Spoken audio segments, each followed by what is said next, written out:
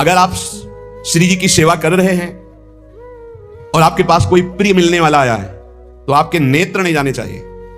सेवा से हटकर नेत्र गए इसका मतलब अभी सेवा में प्रीता नहीं। गुरुजन आ जाए तो श्री जी को विराजमान करके खड़े हो गए, वो इतना धैर्य रख ही नहीं सकते, तुरंत आपसे कहेंगे आप सेवा में लगिए, क्योंकि वो जानते हैं सेवा का महत्व। और अन्य कोई प्रियजन आया है या कोई बहुत से बड़ा लाभ का विषय है या बहुत से बड़े हानि का विषय है, सेवा से आंख नहीं हटानी चाहिए। इतना महत्व सेवा में देना चाहिए कि जिस समय हम सेवा में हैं उस समय पे ना किसी की सुननी है, ना अपनी बोलनी है, ना हमें नेत्र देने हैं और ना हमें सेवा रोकनी है, चाहे कुछ भी हो जाए। अब ये निष्ठा पकड़ लो तो अभी माया पर विजय प्राप्त कर लोगे। बड़े महापुरुषों ने सेवा सुख के लिए अपने सर्वस्व का समर्पण कर दिया। श्री आस्करण जी महाराज नाम के महाभागवत हुए हैं, जो अपने लोग नाम कीर्तन करते हैं श्रृंगार आरती के बाद। हाँ, आस्करण मधुकर जयमल नृप हरिदास जन दासा, ऐसा आता है। तो आस्करण जी के इष्ट श्री राधा मोहन जो थे, इन्होंने विचार किया कि राजकाज में हर क्षण कोई न कोई जब सेवा में बैठते तो राजा, तो आप ये सलाह ये सब बंद कर देना चाहिए। जिस समय हम श्री जी की सेवा में है उस समय अन्य कोई वार्ता नहीं, अन्य कोई नहीं, बस उन्हीं के रूप गुण का चर्चा करते हुए। अगर हम सेवा में हैं तो उनका चर्चा का तात्पर्य है पद गुनगुनाते, जिस समय की जो हम सेवा कर रहे हैं उस समय के पद गुनगुनाते हुए या उनकी रूप माधुरी में चित्त लगाए हुए सेवा में। इससे बड़ी कोई बात नहीं। यदि सेवा मिल गई श्री जी की तो आप ये समझ लीजिए कि आप श्री जी के पास जाने का पास मिल गया आपको। बड़े बड़े महापुरुषों ने कहा भजन करना, साधना करना, ये सब हो सकता है, लेकिन प्रभु की सेवा में अनुराग, गुरु की सेवा में अनुराग, संत सेवा में अनुराग, समाज सेवा में भगवत भाव से अनुराग, ये बहुत कठिन बात है। भगवान श्री कृष्ण द्वैपायन व्यास देव जी कहते हैं, मैं दोनों हाथ उठाकर कहता हूं, मेरी बात सुन लो, मान लो। सेवा से सब प्रकार की संपत्ति प्राप्त हो जाती है, जो चाहिए आपको, लौकिक पारलौकिक। हाथ उठा के कहता हूं, मेरी बात मान लो। भगवान व्यास देव जी कहते हैं जो सेवा धर्म है, भगवत सेवा, समाज सेवा भगवत भाव से की हुई सेवा, शब्द निष्काम होता है, जहां कोई कामना नहीं की जाती और प्रीत्यर्थ जिसकी सेवा करें उसको सुख पहुंचाने का भाव, तभी सेवा शब्द सार्थक होता है। कोई भी ऐसी कामना नहीं जो सेवा से पूर्ण ना हो जाए। जो सेवा धर्म का आचरण करता है उसके संपूर्ण जीवन में आनंद ही आनंद, सुख ही सुख रहता है। और लोग कहते हैं धर्मात्मा को दुख मिलता है, तुम क्या जानो, तुम बाहरी बात देखकर कहते हो दुख मिलता है। हृदय आनंद में वो डूबता है जो किसी भी वैभव में, किसी भी सुख में, किसी भी अनुकूलता में नहीं होता। अभी आपने सेवा धर्म को स्वीकार नहीं किया। सच्ची कहते हैं, सेवा में जब ये शरीर जाता था तब भी किडनी फेल थी, 20 वर्ष से फेल है। कभी गुरु कृपा से एक दिन का भी चूक नहीं हुई और कभी जानने नहीं दिया कि इस शरीर में कष्ट है। 7 बजे से लेके कभी कभी 11 बजे तक सेवा का सौभाग्य मिलता है, बिल्कुल कभी नहीं जानने दिया। बड़ी से बड़ी सेवा की जो आज्ञा हुई तो वही गुरु बल सब कार्य कराता था। कहीं सेवा में कभी ऐसा में नहीं, जब सेवा के बाद आए तो भले लेट गए, फिर सामर्थ्य नहीं रही भिक्षा भी मांगने की, पर जब सेवा में गए तो एक अपार सामर्थ्य गुरु कृपा से आ जाती थी। सेवा में एक अद्भुत सामर्थ्य है। समस्त कामनाओं के बीज, वासनाओं का नाश करने की सामर्थ्य भगवत सेवा में है। श्री आस्करण जी ने अपनी सेवा को सुरक्षित रखने के लिए, ये नरवरगढ़ के राजा है, राजा को बहुत से कार्य होते हैं, पता नहीं किस समय कौन सी राजकीय व्यवस्था के लिए आवश्यकता पड़ जाए, तो ठाकुर सेवा में एकाग्रता की बहुत आवश्यकता होती है। पत्रावली तो सिर्फ पत्रावली पे ध्यान है, इधर उधर नहीं तो पत्रावली बिगड़ जाएगी, वो पत्रावली मांगी नहीं जाएगी आपकी। भोग लगा रहे हैं तो सिर्फ एक एक कवल पे ध्यान है आपका, बैठे हैं प्यारी जो कैसे पा रहे हैं, हित सजनी जो कैसे पवा रहे हैं, प्यारे जो कौन सी पदार्थ की तरफ देख रहे हैं, लाडली जो कौन से पदार्थ की तरफ देख, पूरी भावना में उसे डूब। श्रृंगार तो श्रृंगार कर रहे हैं, स्नान तो स्नान, मतलब सेवा में पूरी तन्मयता आवश्यकता है। अगर तन्मयता नहीं तो फिर बिगड़ जाएगा। मनुष्यों में श्रेष्ठ आस्करण जी ये नरवरगढ़ के राजा थे। इनके ठाकुर का नाम राधा मोहन जो था। ये प्रेम पूर्वक उनकी सेवा में कोई विघ्न न हो इसलिए 10 घड़ी तक का कठोर आदेश दे दिया था। 24 मिनट की एक घड़ी होती, तो 10 घड़ी कितने हुई? 4 घंटे। 4 घंटे तक कोई भी अगर सूचना देने आया तो दंड प्राप्त करेगा, वो दंड उसको मिलेगा। 4 घंटे तक सूचना भी नहीं देनी है। जिस समय वो राधा मोहन जी की सेवा में गए तो द्वारपाल खड़े हो जाते थे, कोई भी अंदर प्रवेश नहीं करेगा। किसी भी तरह की कोई विपत्ति आ जाए, आग लग जाए, फिर भी सूचना नहीं देनी है। 4 घंटे सेवा में ये शिक्षा लेनी चाहिए। अपनी जब ठाकुर सेवा करें हम कहते हैं तभी करो, सब निपटा लो पहले फिर ठाकुर सेवा करो। ऐसा नहीं है कि जल्दी जल्दी तुम्हारा चित्त कहीं लगा हुआ है। अगर घर गृहस्थी में हो तो हम कई बार एकांतिक में बोल चुके हैं, पहले अपने पति पुत्र की तैयारी कर दो, उनको ऑफिस जाना है, उनको विद्यालय जाना है, सबकी तैयारी कर दो, जय जयकार करके उनको पवाओ, फिर इसके बाद अपने ठाकुर को स्नान कराओ, ठाकुर को भोग लगाओ, निश्चिंत होकर के। चित्तवृत्ति बार बार दौड़ रही है, ठीक बात नहीं। अगर हमें कभी कोई और कार्य हुआ तो हम पहले वो कार्य करते थे, फिर राधा वल्लभ जी के दर्शन जाते थे। क्योंकि हम राधा वल्लभ जी के दर्शन में खड़े वही चिंतन करेंगे, वो उनके पास जाना है तो पहले उनके पास हुआ है, फिर अगर कोई कार्य है तो हम वो निपटा के तब जाएंगे। ऐसी सेवा में अन्य कोई वार्ता नहीं, अन्य कोई चिंतन नहीं, अन्य कोई हमारी क्रिया नहीं, केवल सेवा में तत्पर। इसलिए उन्होंने कठोर नियम लगा रखा था, 4 घंटे तक कोई सूचना भी नहीं देगा। और आप मंदिर में राधा मोहन जी को 4 घंटे स्नान कराना, श्रृंगार कराना, आरती करना, फिर आरती करके भोग आदि सब करके फिर दंडवत करना। दंडवत के बाद जब प्रसाद चरणामृत लेकर उठते तब कोई बात हो तो बता सकते हैं। वो भी बात जब श्री जी की चिक डालकर बाहर निकले, उस समय द्वार पर चौकीदार बहुत सावधानी से कोई भीतर न जाने पावे। देखो महापुरुषों से हमको शिक्षा मिलती कि हम कैसे ठाकुर सेवा करें। ठाकुर जुगल किशोर हमारे, इनकी सेवा हम कैसे करते हैं। आप 4 घंटे एकाग्रचित होकर केवल सेवा में ही डूबे, बड़ा सुख मिलता है। जब अपने श्री जी सौभाग्य दिए थे सेवा करने का, तो जैसा श्रृंगार करने के बाद जब दर्पण दिखाते थे तो रोना आता था। अपने प्रभु को श्रृंगारित देखकर जो हृदय में सुख मिलता है, रोम रोम आनंदित हो जाते थे।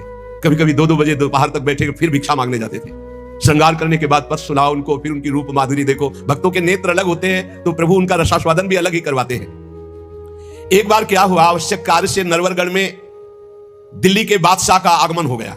बादशाह जो सैकड़ों राजाओं के ऊपर होता था और ये नरवरगढ़ के राजा थे, उसने आज्ञा करी, जाओ आस्करन जी को हमारे सामने जल्दी लिवा करके लाओ।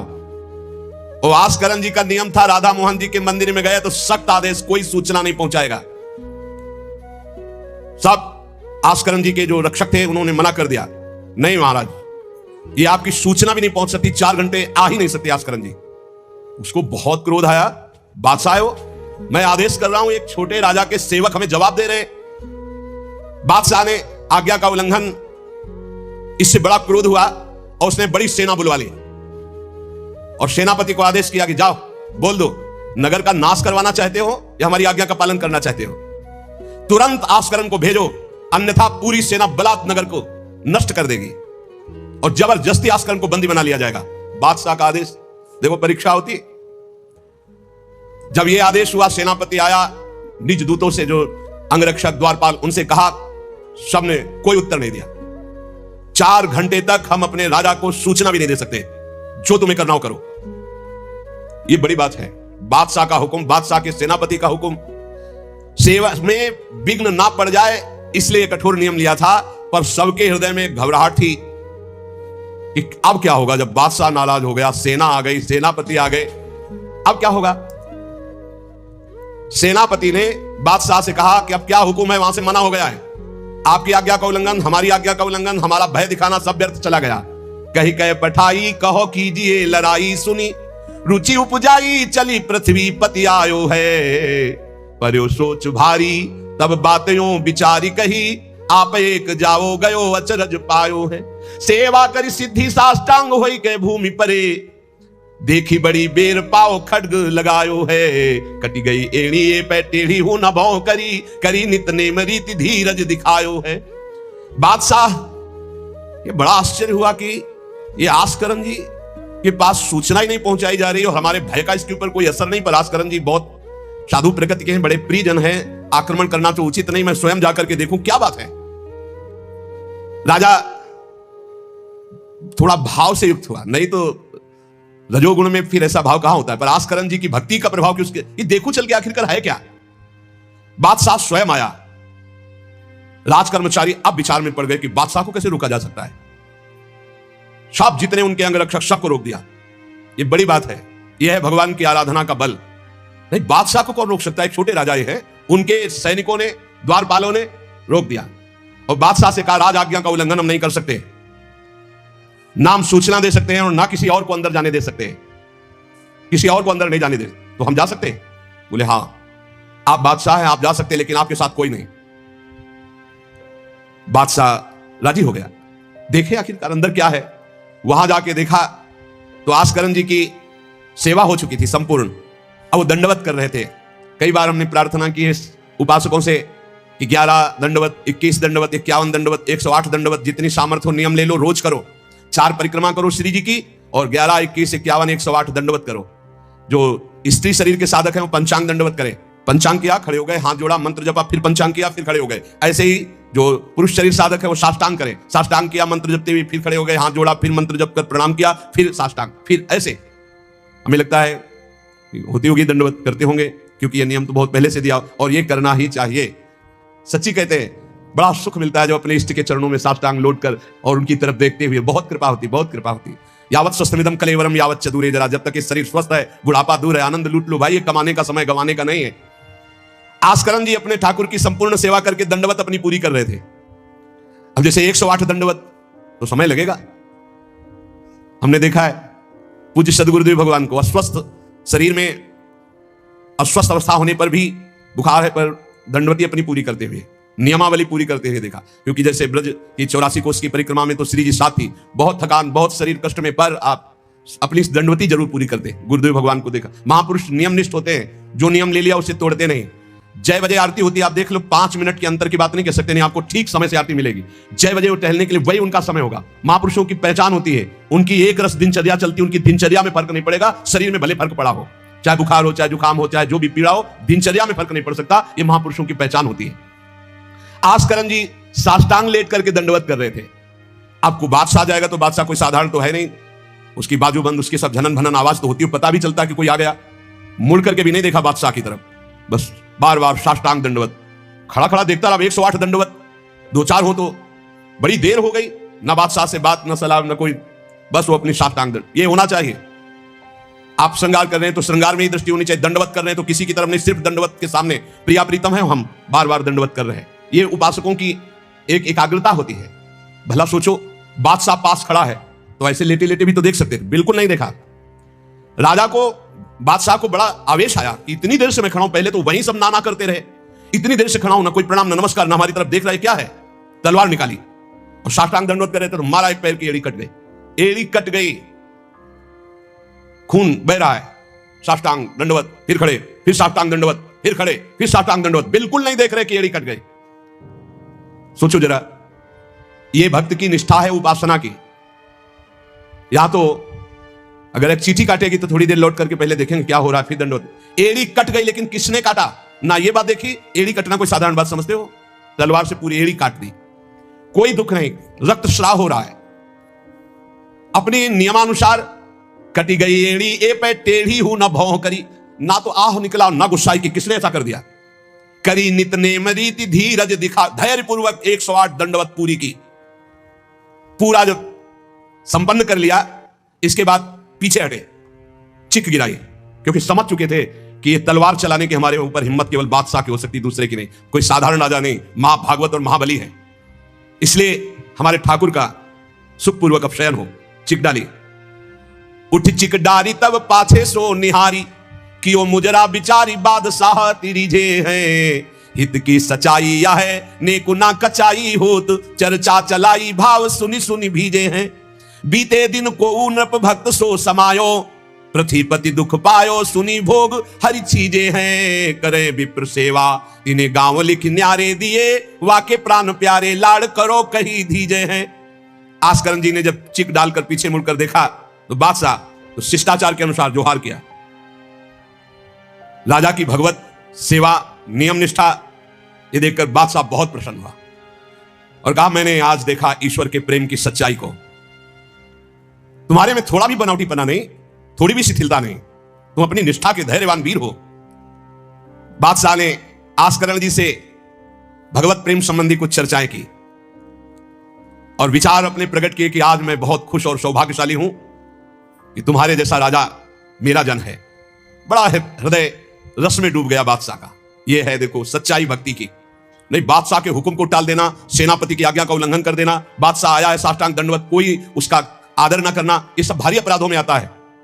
नहीं, बादशाह आया और फिर दंडवत हो सके, नहीं पहले उससे बातचीत होगी, बाद में दंडवत होगी। नहीं, अपनी निष्ठा के आगे नहीं। एड़ी काट दी गई फिर भी नहीं रुके। अब आस्करण जी सदैव अपनी भगवत निष्ठा, भगवत सेवा में मगन रहते। राजा बहुत प्रसन्न होकर के कहा कि अब जिस कार्य के लिए हम आए थे अब उस कार्य की जरूरत नहीं है, और अपनी जेब से अपनी रुमाल निकालकर अपने हाथों से उनके चरणों की एड़ी में बांधा और कहा, तुरंत चलिए राजवैद्य के द्वारा से, और आज से हमारी तरफ से आपके ठाकुर की सेवा सुख संविधान चलेंगे। हम विशेष विशेष प्रकार की आपकी ठाकुर सेवा में सहयोग करें। आस्करण जी ने कहा, भगवत कृपा है, सब भगवत कृपा है, सेवा यथार्थ रूप से चल रही है। नियम की सच्चाई और हृदय में कोई छल कपट नहीं, रोष नहीं, ये भगवान के भक्त में विशेष लक्षण होते हैं। भगवान के भक्त में छल कपट नहीं और अपराध करने वाले पर भी रोष नहीं। उमा संत कई यही बड़ाई, मंद करत जो करे भलाई। अगर सच्ची आराधना, सच्चा प्रेम, तो सबको बदलना पड़ेगा। बादशाह का भाव बदल गया, जो आवेश में था, क्रोध में था। सच्चाई से अगर थोड़ी भी ठाकुर सेवा की जाए तो माया पर विजय प्राप्त की जा सकती है। साधो भाई भजन किया सोई जीता। जो सच्चाई से भजन किया, सच्चाई से सेवा की, वही इस माया पर विजय प्राप्त किया। एक बार राजा आस्करण जी के शरीर में बहुत जोर का बुखार आ गया। ऐसा बुखार कि ना उठने की हिम्मत, ना शरीर की शुद्धि, और नियम की निष्ठा थी ही। अब भारी कष्ट, एक तो शरीर उठने लायक नहीं, भारी बुखार, और दूसरा सेवा। अब वो इस बात के चिंतित थे कि सेवा कैसे होगी। तो ठाकुर जी ने स्वप्न में अपने किसी निजी जन पंडा से कहा, इनको किसी औषधि की जरूरत नहीं, मेरा चरणामृत पिला दो, स्वस्थ हो जाएंगे, सेवा में आ जाएंगे। वो गए और उनका ठाकुर जी ने स्वप्न में आकर के कहा है कि आप ठाकुर जी का चरणामृत पी लीजिए, आप स्वस्थ हो जाएंगे। वैसे तो चरणामृत रोज ही लेते थे। सेवा में जाने के पहले ठाकुर जी का चरणामृत जो पूर्व का था पिया, तत्काल सब खत्म हो सेवा में। बहुत बड़ी सामर्थ्य है निष्ठा में, बहुत बड़ी सामर्थ्य है ठाकुर जी के चरणामृत में। विश्वास करो, जो रोज चरणामृत पीता है अकाल मृत्यु नहीं हो सकती। अकाल मृत्यु हरणम सर्वव्याधि विनाशनम, कोई भी रोग परास्त नहीं कर सकता। आप रोज चरणामृत पिए। अरे भाई, आप अगर राधा नाम विराजमान किए, स्नान कराते तो रोज श्री लाडली लाल का चरणामृत है। रामे लाडली जो धामे लाल जो विराजमान है, प्रिया प्रीतम राधा नाम में विराजमान है। आप अगर सेवा नहीं विराजमान किए हुए हो तो विराजमान कर लो, जीवन काहे व्यर्थ करोगे। लेकिन जब तक सेवा ना विराजमान करो तो चले जाओ बिहारी जो, राधा वल्लभ जो, राधा रमन जो, राधा दो, कहीं भी मांगो चरणामृत मिल जाएगा। और रोज उसी में जल मिला करके रोज एक ढक्कन रोज चरणामृत। अकाल मृत्यु हरणम सर्वव्याधि विनाशनम श्री कृष्ण पादोदकम पीत्वा पुनर्जन्म न विद्यते। जो रोज चरणामृत पीता है उसका पुनर्जन्म नहीं होगा। बड़ा से बड़ा रोग आएगा लेकिन उसको पीड़ा नहीं पहुंचा पाएगा, अकाल मृत्यु नहीं होगी। तो स्वप्न में ठाकुर जी ने कहा चरणामृत दे दो, सब सामर्थ्य आ जाएगी। एक बार राजा ने द्वेषवश सेना लेकर, किसी दूसरे राजा ने आपके ऊपर चढ़ाई कर दी, तो आपने व्यर्थ की खून खराबी ना हो, ललकार सुनकर भी आप सेना सहित संग्राम भूमि में ये विचार किया कि युद्ध करने से बहुत लोगों का नाश होता है। इसलिए अपने सब महारथियों को बुलाया और कहा नाम कीर्तन करो। जहां युद्ध के लिए ललकार हो रही वहां नाम कीर्तन शुरू कर दिया। नाम कीर्तन इतनी जोर का कि आनंद में सब झूम रहे। और उधर एक बादल की ऐसी टुकड़ी आई कि इतने ओले बरसे कि जो विपक्षी सेना थी, मैं राजा विपक्षी सेना सब भाग गए और ये अपनी तरफ कीर्तन ही करते रहे, लड़ना ही नहीं पड़ा। भाव ये है कि जो भगवान में चित्त जोड़ता है, भगवान नाम कीर्तन करता है, भगवत सेवा परायण रहता है, सारे विघ्नों का निवारण स्वयं भगवान करते हैं। एक बड़ा सुंदर प्रसंग श्री जयमल जी का आता है। जयमल जी भी नियमनिष्ठ महापुरुष, ये भगवान श्री श्यामा श्याम के अनन्य उपासक है। हरिवंश महाप्रभु के निज जनों में इनका भी नाम आता है, जयमल जी का। इनके हृदय में जैसे आस्करण जी की निष्ठा थी, उस वैसी निष्ठा थी सेवा की। इन्होंने भी 10 घड़ी तक किसी भी तरह की कोई सूचना, किसी भी तरह का कोई कार्य हमसे नहीं बताया जाएगा। और इन्होंने तो स्पष्ट आदेश कर दिया। वहां तो आदेश था केवल आस्करण जी का, यहां आदेश था जो बताने आएगा उसकी गर्दन उतार लेंगे। यहां तो और कठोर था। जयमल सिंह जी, वैसे इनका पहले निवास मेड़ते में था और ये बड़े अनुरागी प्रिया प्रीतम के, इनको प्रिया प्रीतम की सेवा में थोड़ा भी विघ्न बर्दाश्त नहीं था।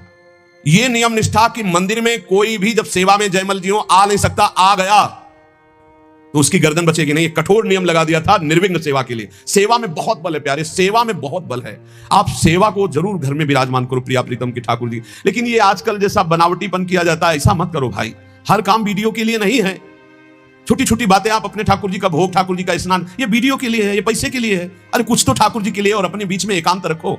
चलो गान बजान है, ठाकुर जी की ऐसी बातें हैं जो आनंद ले, सब वो बात तो ठीक है। लेकिन आप स्नान करा रहे हो, आप ठाकुर जी को भोग लगा रहे हो, आप ठाकुर जी की ये बातें तो गुप्त रखो। ये अपने और ठाकुर के प्यार के विषय की बातें तो गुप्त रखो। ये सब वीडियो के लिए नहीं होता है। कुछ मंगल जगत का हो सके, कैसे ऐसे हम सेवा करते हैं, वो बातें तो ठीक है। लेकिन आप लोग अपने घरों में जो ठाकुर विराजमान के सब बातें वीडियो में मत। अब आजकल हर उद्देश्य वीडियो का होता जा रहा है। छुपाने की तो बातें कुछ नहीं हो रही, हर बात छुपाने की हो रही। सत्संग है, एकांतिक है, कुछ कीर्तन है, कुछ भजन की बातें हैं, वो तो चलो लोक मंगल के लिए। लेकिन अपने ठाकुर की जो विशिष्ट एकांतिक सेवाएं हैं वो बातें गुप्त रखनी चाहिए। ऐसा नहीं कि जो पर्दा करके अपने ठाकुर जी का स्नान कर रहे हैं, पतला, हाँ आप श्रृंगार करके आ गए, आप दर्शन करो, आरती करो, सब कोई। जैसे राधा वल्लभ जी की देखो आरती के दर्शन होते हैं, लेकिन आप दर्शन नहीं कर सकते कैसे स्नान कराया जाता है। आप अंदर दर्शन नहीं कर सकते कैसे भोग लगाया जाता है। कभी कभी जैसे 56 भोग किसी भारी उत्सव में तो एक कुछ घंटे के लिए दर्शन, वो बात अलग है। लेकिन तो अपने ठाकुर घर में जो विराजमान है, बिल्कुल जो निकुंज के ठाकुर वही है। अपनी भाव निष्ठा रखो।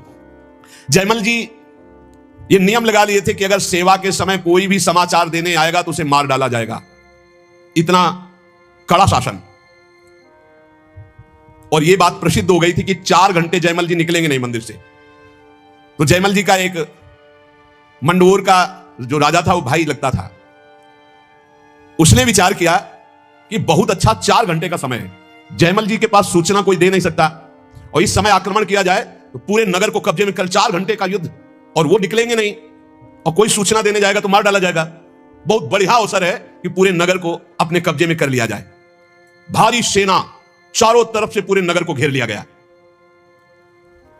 अब ये जब सैनिकों से पता चला तो हाहाकार मच गया कि बिना राजा के आदेश के युद्ध कैसे छेड़ दिया जाए। चारों तरफ से शत्रु पक्ष सैनिकों ने घेर लिया है। सबने विचार किया कि आज्ञा हो जाए तो अभी युद्ध हो जाए, पर आज्ञा लेने कौन जाए? जो जाएगा मार डाला जाएगा। जयमल जी का आदेश है। अब जयमल जी की माता जी को तैयार किया गया कि आप जाओगी तो आप पर वो प्रहार नहीं करेंगे और आपकी बात सुन लेंगे। माता जी भी डरती हुई गई, क्योंकि आज्ञा थी कोई नहीं आएगा, अगर जो भी आएगा उसकी गर्दन उतार दी जाएगी, मार डाला जाएगा। माता जी को इसीलिए भेजा गया कि बस आप केवल सूचना दे दो और वो आज्ञा दे दे, संभाल तो सब यहां लेंगे, आज्ञा दे दे। वो गई, जयमल जी ठाकुर जी की श्रृंगार में थे, पीछे से कहा, बेटा शत्रु पक्ष ने पूरे नगर को घेर रखा है, तुम्हारी क्या आज्ञा है? उन्होंने उत्तर दिया, भगवान सब भली करेंगे और आप जाओ। दूसरा शब्द नहीं, भगवान सब भली करेंगे। वो इशारा किया, अगर दूसरा होता तो प्रण पूरा करते, लेकिन मां है इसलिए इशारा किया, वापस चली जाओ। मुड़ के नहीं देखा, बस एक शब्द का, भगवान सब भली करेंगे। यह नहीं कहा कि युद्ध प्रारंभ कर दो, मैं सेवा करके आऊंगा, ऐसा कुछ नहीं। भगवान सब भली करेंगे और इशारा किया कि आप वापस चली जाओ। ज्यों के त्यों सेवा में लगे रहे। भगवान ने देखा कि ये तो बिल्कुल बेपरवाह है और सैनिक चारों तरफ से घेर लिए हैं राज्य को, तो स्वयं प्रभु घोड़े पर सवार हुए जयमल जी के। अब उनको कुछ कहने की जरूरत थोड़ी है। राजा का जो शाही घोड़ा था, उस घोड़े को तैयार करके उस पर विराजमान होकर के अकेले शत्रु पक्ष को परास्त किया। अकेले सबको मूर्छित करके मारा, एक को भी नहीं। और आप घोड़े को घुड़सवाल में बांधकर अंतर ध्यान हो गए। सैनिक देख रहे हैं जो सुरक्षा में है कि कोई आक्रमण नहीं हो रहा, सब शांति है। नजदीक गए तो सब मूर्छित पड़े। उनका जय हो, हमारे महाराज की जय हो गई, शत्रु पक्ष तो मारा गया, पूरी की पूरी सेना मूर्छित। जयमल जी सेवा समाप्त की, संपन्न की श्री जी की, और बड़े आवेश में सीधे गए जहां उनका घोड़ा विराजमान रहता था, घुड़सार में। तो घोड़े को देखा तो पसीने से लथपथ और हाँफ रहा था। ऐसा कैसे हो सकता है? घोड़े की सवारी इतनी तीव्र गति से किसने की? इतना हाँफ रहा है, पसीना पसीना हो रहा है। तो जो घोड़ा तैयार करते थे वो साथ में थे जयमल जी के। तो उन्होंने कहा कि प्रभु घोड़े को तो ले जाते हुए किसी ने नहीं देखा, पर घोड़े की हालत तो ऐसी जैसे बहुत दौड़ाया गया हो, बहुत मेहनत की गई हो। तो उन्होंने कहा ठीक है, चलो इस समय विचार करने का विषय नहीं, दूसरे घोड़े को लो, राजाओं के पास कई घोड़े और सैनिक सजाओ, वहां चलो। तो उनका प्रभु वहां जाओ, वहां तो सब मारे गए हैं। किसने मारा? वहां जाकर देखा तो सब सेना घायल और मूर्छित पड़ी थी, जान से कोई एक भी नहीं मरा था। और जो राजा वो भी घायल। जयमल जी नजदीक गए, देखा तो कि ये मेरा भाई ही है, मेरा शत्रु बनकर के आया है। तो वो रो के कह रहा था कि भाई मुझे नहीं पता था कि तेरा सांवला सिपाही एक ही इतना बलवान है, मैं कभी युद्ध में नहीं आता, मैंने कभी तुम्हारे उस वीर को नहीं देखा। वो सांवला सिपाही कौन था जिसने अकेले मेरी सारी सेना को मूर्छित कर दिया और मुझे बाण से तो घायल किया और नेत्रों से ज्यादा घायल कर दिया? एक बार तुम दिखा दो अपने उस सांवले सिपाही को, मेरा हृदय तड़प रहा है उसके लिए। उसकी वो सुंदर चितवन, उसकी मुस्कान ने मेरा मन हरण कर लिया शत्रु पक्ष के। ये है ऐसे। जब सूप नखा की नाक कान भगवान ने लक्ष्मण जी के द्वारा, वो जब गई खरदूषण के समीप, भारी बलवान असुर, भारी सेना सजाई, अभी चलते हैं। जब वहां गए तो राम जी का रूप जब देखा तो कह रहे हैं, यद्यपि भगनी कीन कुरूपा, यद्यपि तुमने अपराध किया, हमारी बहन को कुरूप बना दिया, लेकिन बद लायक नहीं, तुम मारने लायक नहीं, बहुत सुंदर हो। राक्षस लोग कह रहे इतने सुंदर प्रभु, और मुस्कुराहट प्रभु के देख के कह रहे कि यद्यपि तुमने अपराध किया, मेरी बहन को ऐसा कुरूप कर दिया, पर तुम मारने लायक नहीं, दर्शन करने लायक हो। सुनो, हम तुम्हारा कुछ भी नहीं करेंगे। सुनते तुम्हारी पत्नी बहुत सुंदर, दे दो, बदला हो जाएगा और तुम जाओ। भगवान ने क्षण में नष्ट कर। बैरी भी जिनको प्यार करे वो प्रभु का रूप है। ये बैरी राजा क्या कह रहे, बाणों से तो घायल ही कर दिया, नेत्रों से भी घायल कर दिया, एक बार उसको दिखा दो जो आपका सिपाही है, सांवला सिपाही। श्री जयमल जी ने प्रेम विभोर होकर कहा, तुमने देखा, मेरे तो नयन तरस गए, तुम्हें दिखाई दिए, आज तक मैंने नहीं देखा। और जयमल जी के अश्रु चलने लगे। वो समझ गया कि ये सिपाही कोई और नहीं, जयमल जी जिनकी आराधना करते हुए भगवान श्याम सुंदर है। वो अपने भक्त की रक्षा करने के लिए आए। अहो भाग्य, दुश्मनी का भाव ही सही पर मेरा भाई तो है ना, इस कारण भगवान ने मुझ पर कृपा की कि मुझे दर्शन का सौभाग्य मिला।